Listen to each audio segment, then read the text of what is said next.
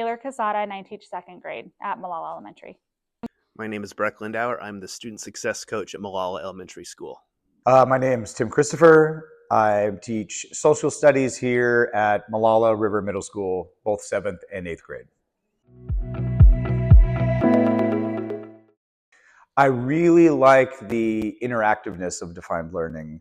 The projects allow you to take the curriculum and kind of move it into the real world where the things we're learning are applicable to the kids, especially in a way that is kind of not what you would call like traditional skills like reading and writing, but building and making things in especially the creative process of that. During summer school last year, I taught at Molalla, and I just found that I liked the engagement factor for the kids.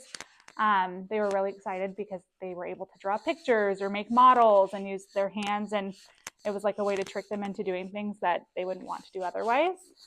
What I really like about defined learning is that it exposes students to a variety of different careers that they may not necessarily be familiar with. It also opens students up to the possibility that they may not necessarily, even if they don't know what they're going to do right now, it doesn't necessarily have to be a traditional college experience. It may help students understand there's a lot of other opportunities that they can engage in post-high school.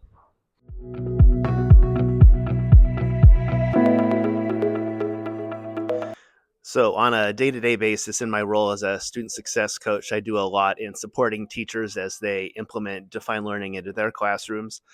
The biggest involvement I've had with defined learning was in the Molalla Elementary 2024 summer school program, where our older grades, say 3rd through 5th, engaged in the mini golf course designer project.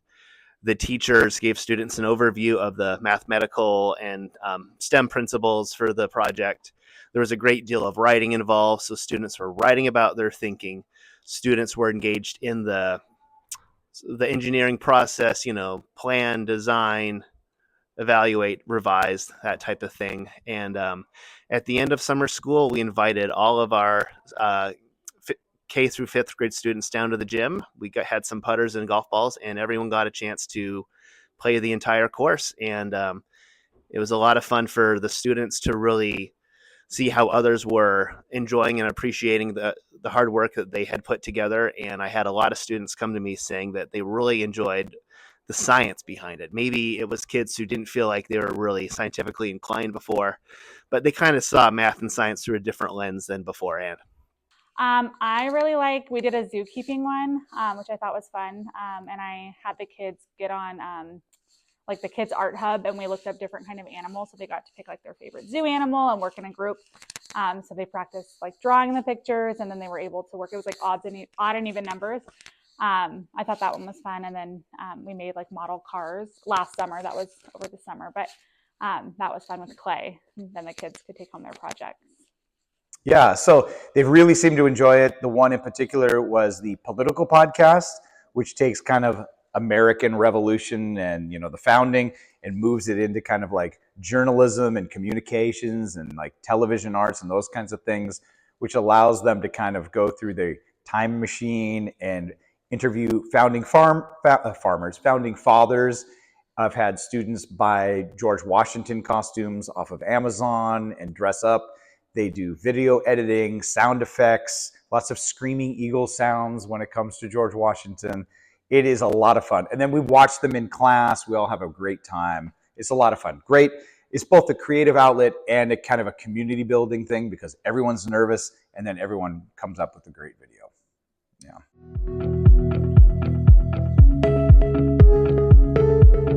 So the political podcast I've done multiple times. The kids really enjoy that. I've done some timeline ones where kids get to make something more kind of tangible, like more of a traditional kind of project. But the one that the kids also really enjoyed was the website design. There was one with the Civil War that was female spies in the Civil War. So it's kind of an aspect of history we don't study quite as much. So we got to spend like a good 3-4 days building a Google website. So doing all these kind of like technical real life office skills, but then pulling in these kind of understudied aspects of the Civil War. And they come up with some great ideas. It's a lot of fun. Well, when I first introduced it, they're kind of wondering what we're doing. But then once we get started, they're just really excited because they know that there's, something that they get to take home at the end, or I always try to let everybody share. They love working in partners. We don't get to do that all the time. So I would say that's their favorite part. I feel that defined learning is something that kids really look forward to. I kind of think of some of these school moments as episodes that we're creating for kids. And I know that a lot of the defined learning projects I've supported teachers with are really things that become ingrained in students' memories of the school experience as episodes. Just a couple weeks ago, I had a student come back and ask if I remember the project that they did when they were in fourth grade. I think it was something involving it was an animal project of some kind. I don't remember exactly what it was, but just the fact that they came to me almost a year ago and were still thinking really highly of that defined learning experience was something that I thought was really special.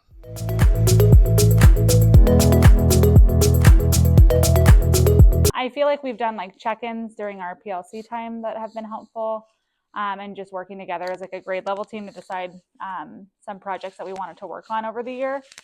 Principal Dalton here at Molalla River Middle, he was instrumental in me getting my firsthand experience with it when I first started. And I love technology in the classroom, especially when it comes to students being creative, like actually building something of their own. I think students today spend a lot of time consuming, right? Like watching TikTok and YouTube and all that. And I want them to take their knowledge and create their own thing rather than consume what someone else has done. So he was really kind of forward thinking when we started doing defined learning. And when I started poking around with it on my own and then getting some training with it, I really just wanted to kind of just run with it. Last year, I did a lot more, and I think I might have overloaded a bit, got a little too excited. But, it's nice to pick and choose. You can really tailor it, kind of take some things out, put a little things in, and kind of guide your students through it a little bit more. And it has worked out to be a fascinating and really effective tool in my classroom.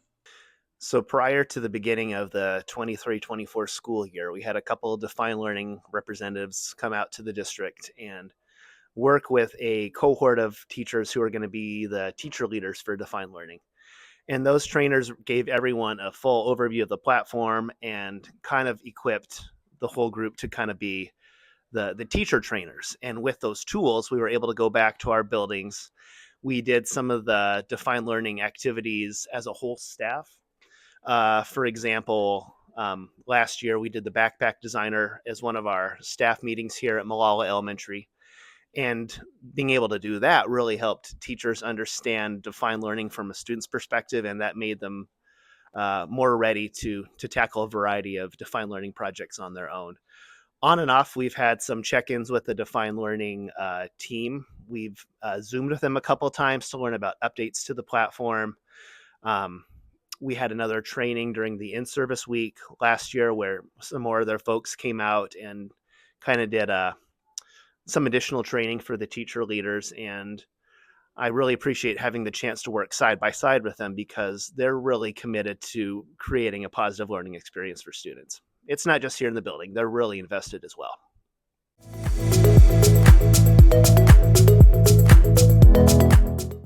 I think it's important to kind of think of it like any curriculum we get or anything that we're using, you probably won't need to use it all. And it's very overwhelming when you think about it that way. But just kind of picking and choosing the pieces that you like and integrating that into your lessons. And like me, when I had the kids use like the Kids Art Hub, that's not part of defined learning, but that's just something that I thought that they would like. So there's not a child that says, oh, I can't draw or I can't do this. So I'm giving them another tool. Start with just one project a trimester. Find something that you think the kids would be the most interested in that would apply more directly to them in their lives. I think the podcast one has been, in my opinion, the most popular because you can see that is a YouTube, TikTok kind of feeder. And at the same time, they're doing it together. So they're all having lots of fun. They're doing video editing. They're doing sound effects. They're doing commentary, journalism. and they're also just like laughing and putting the bloopers at the end of their podcast, which is the best part. I would say give Define Learning a try. It's a great way to help students understand the why behind why we teach them what we're doing. I'm sure everyone's had a moment in their education where they said to their teacher, why do I need to learn this? Why are we doing this? Define Learning really brings learning to life, and it helps students connect the concepts that they're learning in their core classes, as well as their elective classes and their science classes too. It kind of brings everything all together.